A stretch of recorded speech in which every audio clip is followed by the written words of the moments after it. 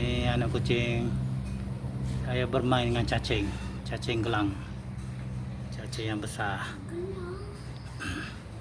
Tengok gelagak dia main dengan cacing. Cacing besar ni. Kenapa dia nampak macam ada mulut dia macam mulut?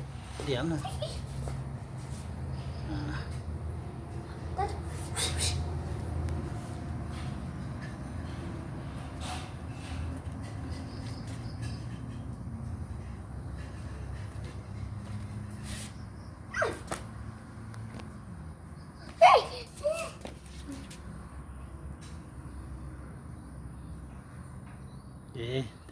Dia tengah main-main.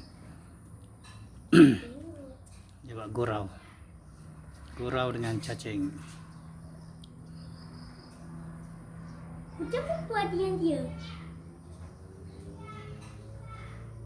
Apa?